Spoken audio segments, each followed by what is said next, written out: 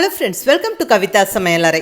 இன்னைக்கு நம்ம பார்க்க போற ஸ்பெஷல் ரெசிபி நல்ல ஆரோக்கியமான நெல்லிக்காய் ஜூஸ், ஆம்லா ஜூஸ். ஒரு அருமையான சத்தான ஜூஸுங்க இது. நெல்லிக்காயில நிறைய சத்துக்கள் இருக்கு. முக்கியமா விட்டமின் சி சத்து அதிகம். அது நம்ம ஸ்கின்னுக்கு ஹேருக்கு ரொம்ப நல்லது.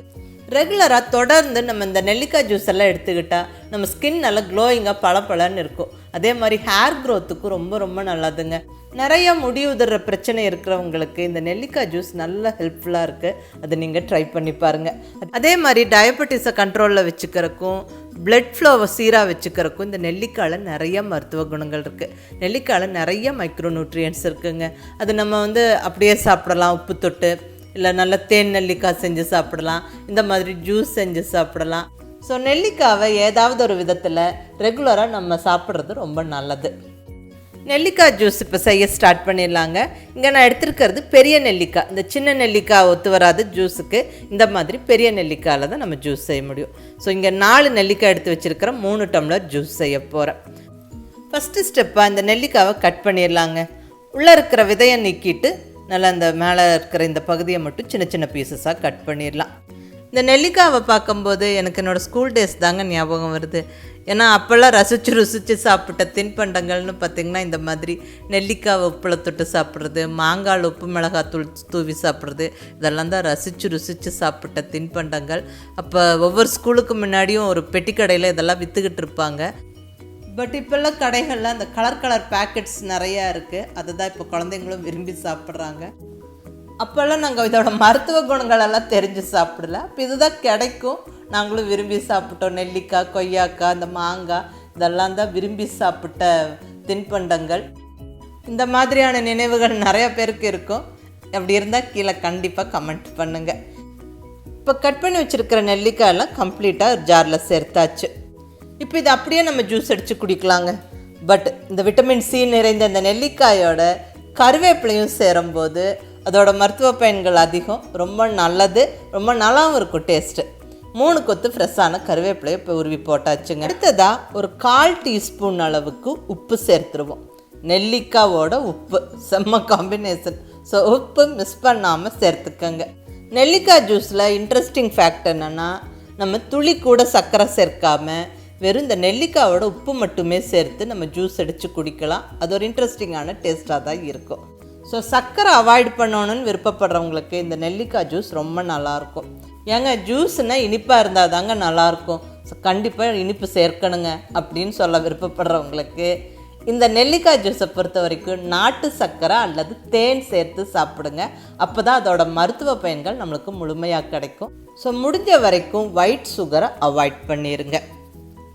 இந்த நெல்லிக்காயில் ஒரு துவர்ப்பு சுவை இருக்கும்.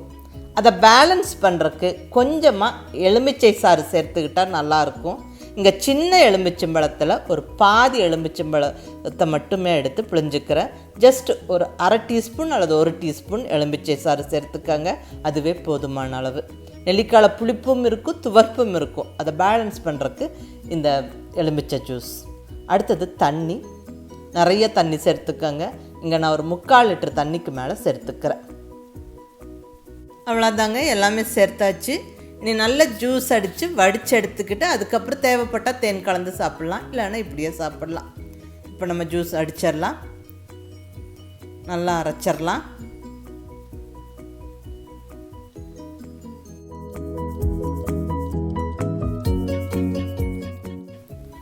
நல்லா அரைச்சாச்சு.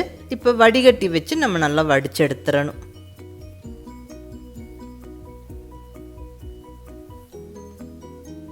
நல்ல ஸ்பூன் வச்சு அழுத்தி கொடுங்க. ஸோ கம்ப்ளீட்டாக நம்மளுக்கு ஜூஸ் அத்தனையும் வரட்டும்.